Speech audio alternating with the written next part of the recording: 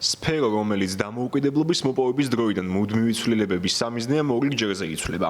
ხელისუფლების მიერ წარმოდგენილი განათლების რეფორმა 7 ძირითადი ამოცანისგან შედგება, რომელიც მმართველი პარტიის მტკიცებით ზუსტად პასუხობს სფეროში არსებულ 7 უმთავრეს გამოწვევას.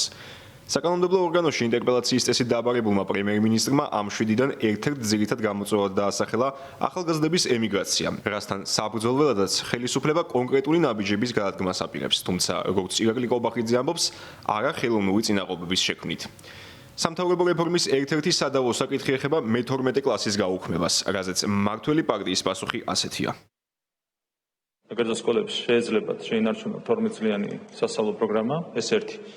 და მეორე რაც შეეხება საჯარო სკოლებს, აქაც თუ ვინმეს ექნება სურვილი, რომ გაიაროს მე-12 კლასი იმისათვის, რომ მე ადვილად განაგრძოს სწავლა საზღვარგარეთ, ამისათვის სპეცკლასები შეიქმნება სხვადასხვა ქალაქში.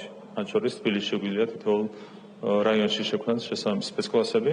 აქედან გამომდინარე, თუ ვინმეს ექნება სურვილი, დაამთავროს მე-12 კლასი და განაგრძოს პირველი კურსიდან სწავლა საზღვარგარეთ, ამის ყველანაირი პირობა იქნება შექმნილი. რა თქმა უნდა, ზოგადადაც ბევრი მინუსი აქვს მიგრაციას, კიდევ ერთხელ, როდესაც პირველი კურსიდან მიდის ბავშვი სასწავლებლად საზღვარგარეთ, მათი უდიდესი ნაწილი აღარ რჩება, აღარ ბრუნდება ქვეყანაში, ამიტომ მინუსი ბევრია, მეტი აქვს საზღვარგარეთ სასწავლას ვიდრე პლუსი, თუმცა ეს არის რა თქმა უნდა თითოეული მოსწავლის და მშობლის არჩევანი, ამაში ჩვენ ვერ შევალთ, მაგრამ თუ ვინმე სურს საზღვარგარეთ სწავლის გაგრძელება, აქაც იქნება შესაბამისი პირობები შექმნილი.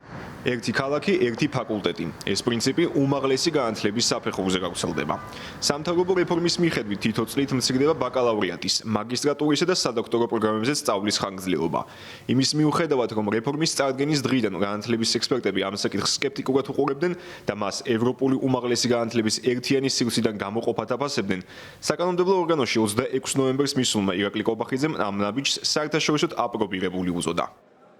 ეს არ ეხება ბუნებრივია გამონაკლის მიმართულებებს, სპეციალობებს, სამედიცინოს პირველ რიგში, სადაც ბუნებრივია ხანგრძლივობა უნდა დარჩეს შედარებით უფრო სწავლის ხანგრძლივობა უნდა იყოს შედარებით დიდი, მაგრამ ყველა სხვა მიმართულებით, პრაქტიკულად ყველა სხვა მიმართულებით შესაძლებელია შეიკვეცოს სწავლების ხანგრძლივობა და გვინდა რომ შემოვიღოთ 3+1+1 სისტემა, ანუ არსებითად 3+1, 3 წელი ბაკალავრიატი, 1 წელი მაგისტრატურა და იმ შემთხვევაში თუ სტუდენტს სურს აკადემიური საქმიანობის გაგრძელება, მაგალითად სადოქტორო პროგრამაზე მოგვიანებით სწავლის გაგრძელება და შემდეგ, ამ შემთხვევაში იქნება გახანგრძლივებული 2 წლიანი მაგისტრატურა, რომელიც უნდა დაამთავროს შესაბამისმა სტუდენტმა. ეს არის საერთაშორისო პრაქტიკის შესაბამისად მიღებული და საერთაშორისო მოთხოვნების შესაბამისად მიღებული გადაწყვეტილება.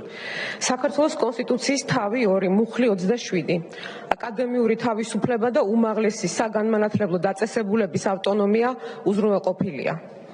დღევანდელი წარმოდგენილი კონცეფციით პარტია კარნახობს უმაღლეს სასწავლებლებს, რა უნდა ასწავლოს, ვის უნდა ასწავლოს, სად უნდა ასწავლოს, რამდენი ხანი უნდა ასწავლოს. დირექტივები მოდის პარტიიდან და არ მოდის აკადემიური გამოცდილებიდან. როგორ გვესმის უმაღლესი განათლების იდეა? მხოლოდ ერთი ან ორი ტრადიციული პროფილის და ისტორიული გამოცდილების გათვალისწინებით, ასე წერია. არის ასეთი გამოცდილება, გასული წლის 30-იანებში საბჭოთა კავშირმა მიიღო გადაწყვეტილება და დაიწყო გამოშიგნა საუნივერსიტეტო ცენტრების. ისეთი სავალალო შედეგები ჰქონდა ამას, რომ თავად თქვეს მერე ამაზე უარი. განათლების 7 ძირითად გამოწვევას შორის ვერ მოხვდა სასკოლო ინფრასტრუქტურის საკითხი. ეს კი იმ ფონზე, როცა მხოლოდ თბილისში 10-მდე სკოლაში წლებია მიმდინარეობს სამშენებლო სარემონტო სამუშაოები. ირაკლი კობახიძე მხოლოდ რეგიონებში საუნივერსიტეტო ინფრასტრუქტურის მოწყობის აუცილებლობასა და გეგმებზე ისაუბრა. მმართველი პარტიის გადაწყვეტილება ქართული ოცნების საპარლამენტო ოპონენტებისთვის რთულად განსახორციელებელ იდეად რჩება. თავი რომ დავანებოთ რა კორელაცია აღმოაჩინეთ თქვენ განათლების ხარისხს და საგანმანათლებლო პროგრამების რეგიონულ განშლას შორის და დავუშვათ. წარმოვიდგინოთ, რომ ასეთი მიზეზშედეგობრივი კავშირი არსებობს და ვთქვა დავიჯეროთ, რომ თბილისიდან გადაიტანთ ფიზიკის ფაკულტეტს ქუთაისში და ამით ავტომატურად 100 და 200%-ით გაიზრდება განათლების ხარისხი.